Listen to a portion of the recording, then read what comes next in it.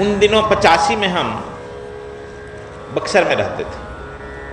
अब तू लोग जानता है मैं क्या करता था, कर्मयोग में थे, लेकिन हमारे आसपास के लोग, जन्मभूमि के लोग सब जानते थे।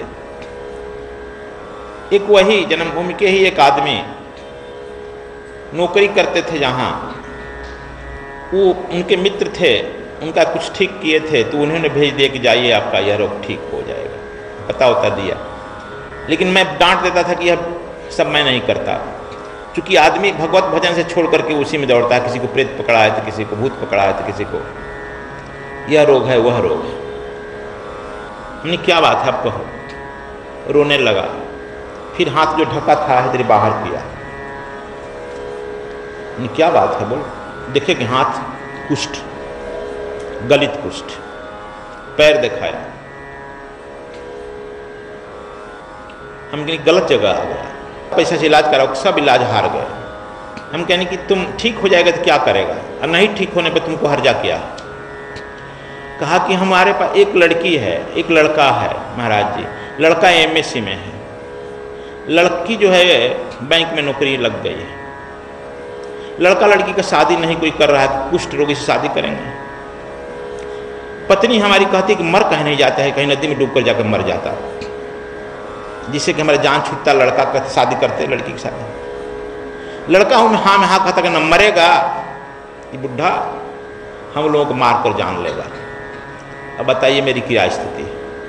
तो हमने बताया कुछ कि देखो यह सामान ले लो, इसका ऐसे रस निकालो, कुछ पीना और इस पर लगाना, नमक मत खाना, नीम के पेड़ या पीपल के पेड़ के नीचे रहना, इस मंत्र का जाप करना या ध्यान करना। जाओ। वह स्नान किया, फिर हम अपने चले गए गुफा में साधना होना। गुरुदेव 10 बजे उठते हैं, सुबह 2 बजे उठते थे, 3 बजे साधना में बैठ जाते थे। एक ही बार ओम कहते हुए 10 बजे उठते थे। 7 घंटा हुआ, एक आसन में बैठे तो बैठ रह गए। दिखाइए पत्थर का। 10 बजे उठे तो एकदम सिर अन्नपूर्णा कृच भोजन में जाके सब लोग साथ बैठेगा। ये उनके द्वारी पर ही नहा वहा कर साष्टांग प्रणाम में था। सुना था कि 10 बजे उठेंगे। उठे देखे कमाड़ खोले तो कोई आदमी था, उनका पैर खड़ाऊ इसे कपार पर पड़ने ही वाला था। तो बोले अरे तुम कौन सोया, उठो। तो बताया हम फलाना जगह से आए हैं, कुछ आपसे वरदान मांगना चाहते हैं। वरदान यही तरह मांगा जाता है, क्या मांगना चाहता है? आपके शिष्य हैं कृष्णा जी ना, कि हाँ, उनको आदेश दे दीजिए कि हमको वह शिष्य बना दें। बड़ा कहा कि क्या मामला है? बैठ गए, इधर आओ, अपना परिचय बताओ, मामला क्या है? सब बताया डिटेल में। जा पर जाकर सत्य स्नेह हो, सोई ताहि मिले ही नाही का संदेह हो। तुम्हारा सत्य स्नेह उन्हीं पर है, ठीक है, ऐसा ही हो। अब उसको दीक्षा देने की विधि बतानी पड़ेगी मुझे। चलो पहले प्रसाद वरसाद पा लो, फिर देखा जाएगा। हम लोग भी उठे, सब प्रसाद पा लेते थे। वो प्रसाद वही प्रसाद न बंटता है सब में। संत परंपरा में यही है, पहले गुरु प्रसाद पूरा दिया जाता है, एक थाली, भले ही थोड़ा पाओ, वही प्रसाद में मिलाकर प्रसाद महाप्रसाद कहा जाता है। वही परंपरा संत में। जीवंत है गुरु, नहीं है, दूर है, तब खड़ाऊ रखा जाता है, वो प्रसाद लगाया जाता है खड़ाऊ पर मंदिर में, भोग लगाकर तब अपना होता है। उसको हम अपने गुफा में रहकर साधना कराए 2 दिन। कहा कि हम गुरु जी, अब हमारा परिवार बड़ा खुश है। हमने क्या करता है?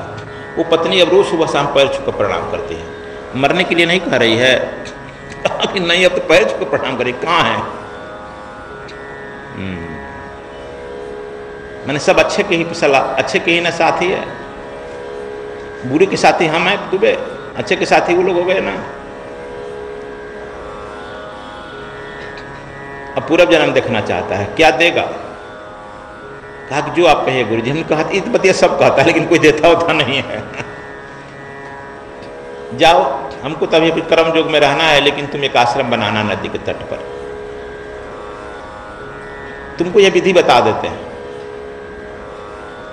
तुम लोग यही विधि बताते हैं। जब स्वर साधना करो, बाएं स्वर में साधना जब कर रहे हो, गुप्त रहस्य तुमको साधना बताएंगे, ऊपर वाला बता देते हैं। जब बाएं साधना स्वर में साधना करो, तब आकाश तत्व तो चलाओ, और आकाश तत्व तो चलने लगे तो ऊपर आकाश में उठने लगेगा ना। बाएं से दाएं की तरफ मोड़ दो। जब दाएं की तरफ मोड़ देगा, तब तुम आत्मपद को प्राप्त करने की तरफ चल जाएगा। और जब बाएं की तरफ वह जाएगी, तब वह जन्मों जन्म का रिकॉर्ड तुम्हारा जो है, जन्मों जन्म का रिकॉर्ड, ब्लैक बॉक्स जो है, एक झिल्ली से, एक पर्दा से, ट्रांसपेरेंट झिल्ली से बंद किया गया है प्रकृति के द्वारा, परमात्मा के द्वारा। वह झिल्ली पर्दा जो है तुम हटा देते हो, हटता नहीं है, टूटता है। परमात्मा ने एक विधि विधान किया है कि तुम्हारे पूर्व जन्मों की बातों को भुलवा देता है उस झिल्ली के माध्यम से। किसी खास बच्चे में यदि झिल्ली वह टूट गई, जैसे कान के पर्दा का टूट जाता है, वह बच्चा अपने कई जन्मों की बात बताने लगता है, इसलिए उसको यह जन्म जीना भी दुष्कर हो जाता है। अब इस जन्म में जो है 5 साल का बच्चा, वह बूढ़े की तरह बात करेगा अपने बच्चे, इसलिए इस जन्म दुष्कर हो जाता है, इस जन्म को नहीं जी पाता है। इसलिए प्रकृति के परमात्मा के द्वारा तुमको उस पर झिल्ली डाल दिया गया है। लेकिन वह तुम जन्मों जन्म का ब्लैक बॉक्स रिकॉर्ड तुम्हारे साथ चलता है, पुनरपि जननम पुनरपि मरणम, लेकिन वह तुम्हारे साथ चलेगा।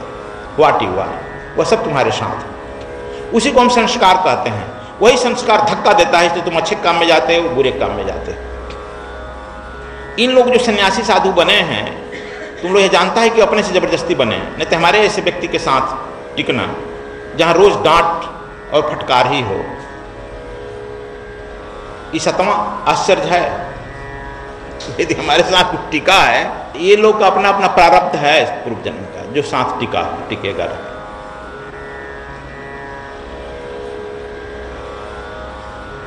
अब बड़ाई हम कभी नहीं करते। बहुत साधु लोग बड़ाई करते हैं अपने शिष्यों के, ये भी चाहता है गुरु जी बड़ाई करें, हम बड़ाई तो करते नहीं है। लेकिन छोटी सी भी गलती देखते हैं तो डांट बड़ी पड़ती है ना जी, रोने लगता है। तो इसलिए अपने बल से लोग जो रुके हैं, अपने बल से रुके। उसको बताए वह, फिर हम बक्सर में ही थे शायद, मुझे कुछ ही दिन के बाद 2-3 आदमी आए पकड़े, फिर आए कि मिलना चाहते। हम क्या बात है भाई? फिर आया तो खूब अकबक अकबक बोल रहा था। उसके लड़के कहे कि देखिए ना, क्या 21 दिन बंद थे, 22वां दिन इनका टूटा, बहुत सा बोल रहे हैं, अकबक बोल रहे हैं, कहते बचाओ बचाओ हमको रखो। हमने पूछा क्या बात है दुबे, बोलो। कहा कि महाराज जी, हम समझते थे बड़े सात्विक रहे हैं, लेकिन हम देखते हैं कि पूर्व जन्म में हम कसाई थे, बहुत बकरा मुर्गा ही नहीं मारे हैं महाराज जी। हमने तब देखे हैं कि 2 जन्मों में लगातार कसाई थे, या 2 जन्मों में लगातार कितने आदमी को काट दिए हैं। एक आदमी को काटे तो कहीं 100 रुपया मिला, कहीं 200 रुपया मिला, छोटे छोटे रुपया के लिए काटते गए। उसकी पत्नी, परिवार वाला जो दुख हुआ है ना, वो सब श्राप दिया कि जाओ तुम गल गल कर मरो। अब हमको मालूम हो गया महाराज जी कि गलित कुष्ठ क्यों था। यदि आप नहीं मिले रहते तो यह गलित कुष्ठ हम गल कर कहीं मरते। अच्छा, ये मालूम हो गया तुमको। अब कहा कि रोक दीजिए। क्या मालूम हुआ तुमको? तो पहला तो जब हम इसमें ढुके तब मालूम हुआ टूटा हुआ, ठीक 22वां दिन है। तब देखे कि हम अब जिस अवस्था में वही हैं। फिर धीरे धीरे हम जवानी के देखे, फिर बचपन का देखे, फिर उसे बच्चा देखे, फिर माँ के गर्भ में चले गए। फिर दूसरा जन्म में जब गए तो बूढ़ा व्यक्ति देखे, फिर बूढ़ा से देखे कि वो अब क्या क्या कर्म झूठ साँच बोल रहे हैं। पैसा हम 10 रुपया देते हैं तो 20 रुपया असूलते हैं, आल जाल शुद्ध से प्रशुद्ध लेकर के वो अपने बच्चों के लिए। फिर देखते हैं कि कसाई हैं, मार बकरा ही नहीं मार रहे हैं, कहीं पैसा के लिए किसी आदमी को भी मार रहे हैं। ये सब सीन देख करके पिघल गया। वो सब देखते हैं आदमी, अभी देख रहे हैं महाराज जी कि हम मारे उस आदमी का मुड़ी छटपटा रही है, शरीर छटपटा रहा है, उसका परिवार चिल्ला रहा है, ये भी हम देख रहे हैं। फिर धीरे धीरे ये मार काट देखते, फिर देखे दूसरे जन्म में भी यही देखे। वहाँ से आते समय भी कई जन्म में देखे क्या क्या हम हैं, बड़े गड़बड़ है। मालूम होता है कि इस जन्म में भगवान की परम कृपा से हमको इस जन्म हुआ है, ब्राह्मण परिवार में मिला, पढ़ लिख गए, अधिकारी बन गए, और उनकी अहो कृपा हुई कि आप ऐसा गुरु मिल गया हमको। हमने अब क्या चाहता है, पहले इसको रोकिए, मैं तबाह हूं, मैं कुछ किया नहीं। उस समय अपना बायां पैर उसके ब्लैक बॉक्स के नजदीक रख दिए, कहें कि 2 मिनट आंख बंद कर, जो दिव्यास तुमको दिया गया है वहां ब्लैक बॉक्स को सील कर दिया गया, बंद करो अपनी हरकत, सील करो, अभी बर्दाश्त नहीं कर सकता है। यह साधना हम लोग बताते हैं, जो साधना की उच्चतम स्थिति में पहुंच जाता है, जो राग विराग से दूर हो जाता है, चाहे इस जन्म में उसका लड़का उसके सामने मर रहा हो, जा रहा हो, चाहे कोई परिवार कुछ भी हो रहा है, उसे कोई अंतर नहीं पड़ रहा है, तब वो पीछे का देखेगा। इस जन्म का तो बर्दाश्त नहीं कर रहा, पिछले जन्म का बर्दाश्त कर पाएगा। जात स्मरण बुद्ध भी देते थे, महावीर भी देते थे। गुरु जी ने हमको बहुत लास्ट में दिया था जातीय स्मरण। तो यह जो है बहुत तुमको प्रबुद्धता, परिपक्वता देख कर दी जाती है कि तुम पर कोई अंतर न पड़े। जिसे दूसरे का जीवन देख रहा है उसको भी तुम देख लो। यह जात स्मरण दी जाती है कि तुम अपने ही जीवन को देख करके उब जाएगा, मैं क्या किया हूं। तब तुम्हारी भक्ति जब लगेगी, अब जो परमात्मा की तरफ भक्ति तुम लगेगी, तब दिव्यता को ग्रहण करेगा, तब तू पूर्णत्व को प्राप्त करेगा, तब तू बुद्धत्व को प्राप्त करेगा। इसलिए यह जातीय स्मरण की टेक्निक बुद्ध और महावीर की परंपरा के बाद समाप्त प्राय हो गई। हमारे गुरु जी स्वामी आत्मादास जी, हम लोग भी जानते थे कि नहीं जानते हैं, लेकिन जब साधना में डूबा ज्यों ज्यों पछा तो सोचा कि वो आगे चलते हैं। मैं बहुत घूम फिर करके आया। अंतिम चरण में उन्होंने यह जातीय स्मरण की टेक्निक प्रदान की थी। तो तुम लोगों को तो हम पहले ही विभिन्न प्रकार के बता रहे हैं, अब तुम कितना ग्रहण करेगा, क्या करेगा, क्या लेगा, यह आप पर निर्भर करता है। हरिओम। मैं कीर्ति मित्तल, पटियाला पंजाब से। मुझे गुरुदेव से जुड़े हुए 4 साल हो गए हैं। इस 21 मार्च को जिस दिन नवरात्र शुरू हुआ है, मेरे पुनर्जन्म का 4था साल था। बचपन से ही मेरी जो पेरेंट फैमिली है, जो मेरे माता पिता का परिवार है, वहाँ पर हनुमान जी की हम लोग पूजा बहुत करते थे। बहुत कर्मकांड किए, इतने कर्मकांड करते थे कि मतलब मंगलवार की रात को, शनिवार की रात को हम लोग रात भर बैठकर चौके लगाते थे और समझते थे कि बाबा आते हैं, भोग लगाते हैं, खाना खाते हैं, सब कुछ करते हैं। हर वक्त सुबह उठ के घर में हम लोग नहा धोकर खाना भोज लगाना, हनुमान जी की पूजा करना, नहाए धोए बिना किसी भी चीज़ को हाथ ना लगाना कि नहीं, भगवान शायद कर्मकांड करने से ही मिलता है। हर वक्त आज के सामाजिक भौतिक लोग जो हैं वो कर्मकांड के बीच में जितना फंसे हुए, उससे ज़्यादा शायद हम लोग फंसे हुए थे। लेकिन गुरुदेव की शरण में आने के बाद पता चला कि परमात्मा की प्राप्ति कर्मकांड से नहीं, सच्चे प्रेम से होती है। गुरु गोविंद दो खड़े काके लागू पाए, बलिहारी गुरु आपनो जिन गोविंद दियो बताए। गुरुदेव से जुड़ने के बाद और उनसे मिलने से पहले मैं कैसी थी और मेरे में क्या परिवर्तन आया है, मैं आपसे थोड़ा सा बात करूँगी। गुरुदेव से जुड़ने से पहले जैसे मैंने आपको बताया कि मैं कर्मकांडों में बहुत फंसी हुई थी। हर एक चीज़ में, जैसे हम लोग आमतौर पे स्त्रियाँ कहती हैं वीरवार को सिर नहीं धोना है, शनिवार को सिर नहीं धोना है, या बच्चे को यहाँ नहीं रखना है, ये अशुभ हो जाता है, ये शुभ होता है। इन सब चीज़ों के बंधन से जब मैं मुक्त हुई, गुरुदेव से जुड़ी, दिव्य गुप्त विज्ञान के द्वारा जो मुझ में परिवर्तन आए, उन अलौकिक शक्तियों को जब महसूस किया, तब पता चला कि ये वहम, ये जो हम लोग आपस में एक दूसरे में घिरे हुए रहते हैं, बेकार की बातें हैं। जैसे मेरे घर में मैं हर वक्त वहम करती थी कि हमारे घर में कुछ भी नहीं है, और गुरुदेव से जुड़ने के बाद जो भौतिक चेंजेस आए, मेरे देवर को अच्छी नौकरी मिल गई, मेरा बेटा जो कि देख नहीं सकता था, 6वें महीने में जिसका जन्म हुआ है, वो आज अपनी क्लास में 1st क्लास में पढ़ता है और उस क्लास का मॉनिटर है वो। और हमारे घर में कार भी आ गई है गुरुदेव की कृपा से। हर तरह से भौतिक, जो कि आम इंसान हर जगह पे भौतिक चाहता है, और अध्यात्म की तो बात ही मैं कुछ नहीं कर सकती हूँ।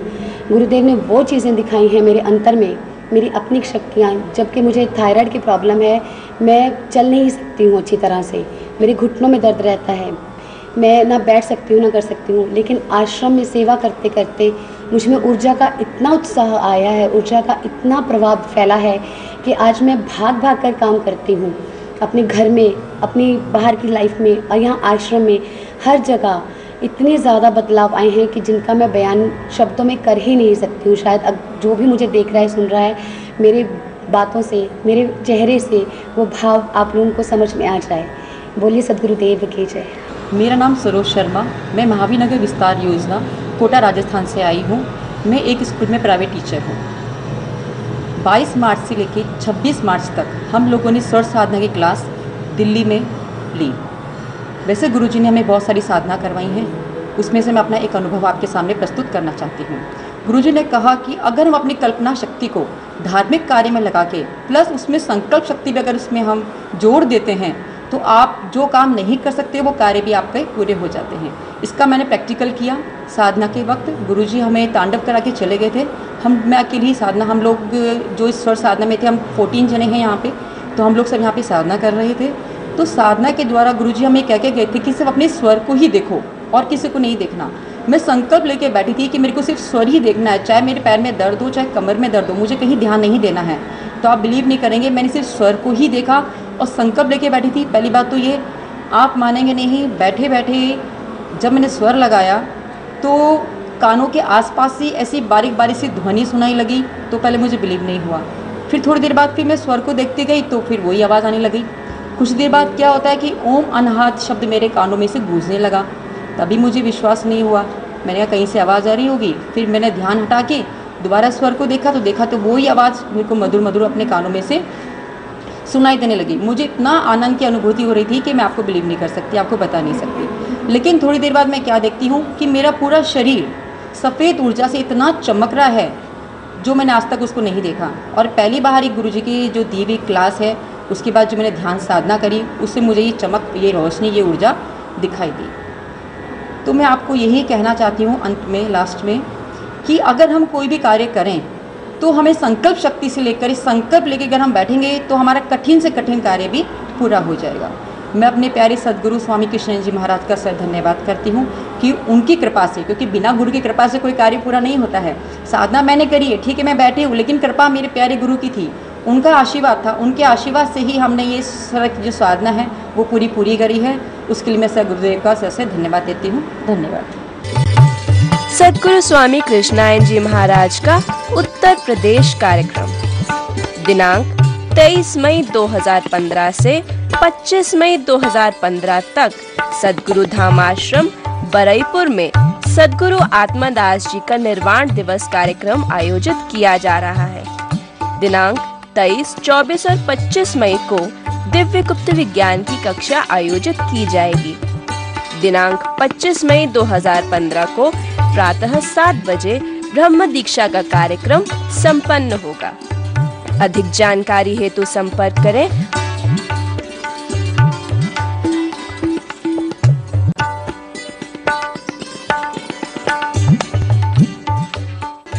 सद्गुरु स्वामी कृष्णायन जी महाराज का उत्तराखंड कार्यक्रम दिनांक 31 मई दिन रविवार से 6 जून दिन शनिवार तक सद्गुरुधाम आश्रम बद्रीनाथ धाम में स्वर योग साधना शिविर आयोजित किया जा रहा है। इस साधना शिविर में सम्मिलित होने के लिए निबंधन पूर्व में ही अनिवार्य है। निबंधन की अंतिम तिथि 21 मई 2015। अधिक जानकारी के लिए संपर्क करें आचार्य पूनम अग्रवाल 09968430203।